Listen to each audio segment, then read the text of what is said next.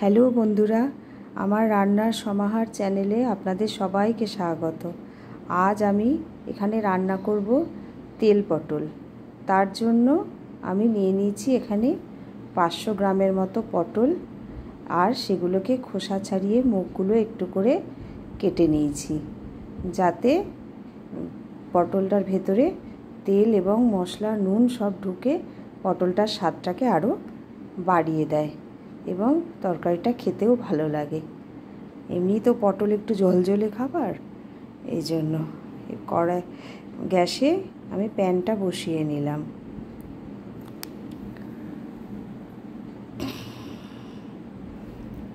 এখানে নিয়ে নিলাম আমি মিডিয়াম সাইজের একটা পেঁয়াজ কুচোনো, একটা টমেটো, 2টো লঙ্কা আর 6 কোয়ার মতো রসুন নিয়েছি। আর নিয়েছি এখানে জিরের গুঁড়ো, ধনের গুঁড়ো, কাশ্মীরি লঙ্কার গুঁড়ো, লাল লঙ্কার গুঁড়ো, হলুদ গুঁড়ো, আর এটা কাশ্মীরি লাল লঙ্কা আর একটুকু কাশ্মীরি লঙ্কা হাফ চামচ নিয়েছি। আর নিয়েছি একটু দারচিনি থেতো করে, আর নিয়েছি একটু আদা বাটা, আর নিয়েছি একটু সর্ষে বাটা। এবার আমি এই পেঁয়াজ কুচোনো, টমেটো, লঙ্কা আর রসুনটা একটা মিক্সার গ্রাইন্ডারের মধ্যে ফেলে এটাকে আমি পেস্ট করে নেব। এটা বেটে নিয়েছি, এটাকে পেস্ট করে নিলাম। এবার কড়াইতে তেল দিয়ে দিলাম। এবার পটলগুলো একে একে ছেড়ে ভেজে নেব। সব কটা পটলই আমি একসাথে এখানে ভাজবো। পটলটা একটু মোটামুটি ভালো করেই ভাজতে হবে, নয়তো তরকারির স্বাদ এবং রং কোনোটাই ঠিকঠাক আসবে না। পটলগুলো একটু ভালো করে ভেজে নিলাম। এবার আমি পটলগুলোকে একটা পাত্রে তুলে নেব।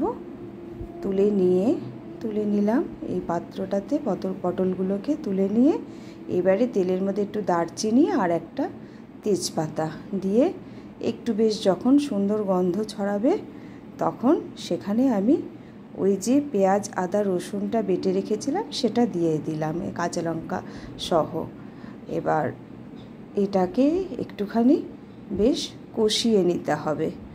কষিয়ে নিয়ে এটা একটু কষিয়ে নেওয়ার পরই এর মধ্যে মোটামুটি রঙটা বোঝা যাবে।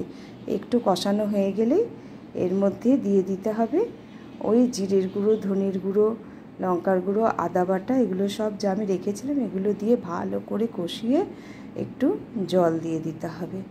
তারপরে একটু নাড়াচাড়া করে ওর মধ্যে ভাজা পটলগুলো দিয়ে দিতে হবে, আর নুন আর পরিমাণ মতো চিনি। আমাদের বাড়িতে যেহেতু একটু মিষ্টি মিষ্টি রান্না পছন্দ করে, তাই চিনিটা আমরা একটু বেশিই খেয়ে থাকি তরকারিতে। আর এরপর ভাজা পটলগুলো আমি এর মধ্যে দিয়ে দেব। ভাজা পটলগুলো দিয়ে এটিকে ভালো করে নাড়াচাড়া করে একটু বেশ যখন মনে হবে পটলগুলো আরেকটু নরম হয়ে গেছে এই নুনের মধ্যে পড়ে, তখন এটাতে একটু জল দিয়ে দেব। খুব বেশি নয়, ওই 1.5 কাপের মতো জল দিলেই হয়ে যাবে। দিয়ে এটা যখন ফুটে উঠবে, একটু বেশ ঝোলটা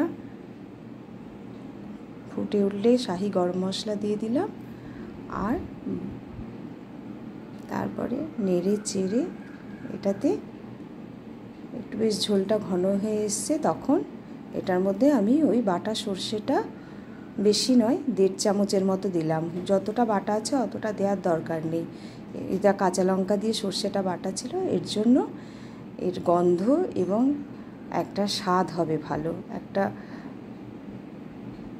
ঝাঁঝালো একটা বেশ সুন্দর গন্ধ আসবে ওই সর্ষে বাটাটা, কাঁচা লঙ্কা বাটাটা দেওয়ার জন্য। ব্যাস হয়ে গেল আমার তেল পটল রেডি।